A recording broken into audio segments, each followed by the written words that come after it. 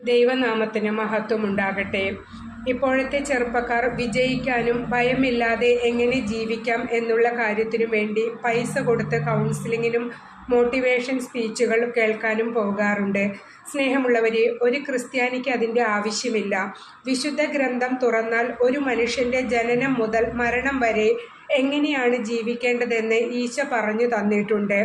ജോഷുവയുടെ പുസ്തകം 1-ാം അധ്യായത്തിൽ പറയുന്നു, നിന്റെ ആയുഷ്കാലത്തിലൊരിക്കലും ആർക്കും നിന്നെ തോൽപ്പിക്കാൻ സാധിക്കുകയില്ല. ഞാൻ മോശയോടുകൂടെ എന്ന പോലെ നിന്നോടുകൂടെയും ഉണ്ടായിരിക്കും. ഒരിക്കലും നിന്നെ കൈവിടുകയില്ല. ശക്തനും ധീരനുമായിരിക്കണമെന്നും ഭയപ്പെടുകയോ പരിഭ്രമിക്കുകയോ ചെയ്യരുതെന്നും ഞാൻ നിന്നോട് കൽപ്പിച്ചിട്ടില്ലയോ?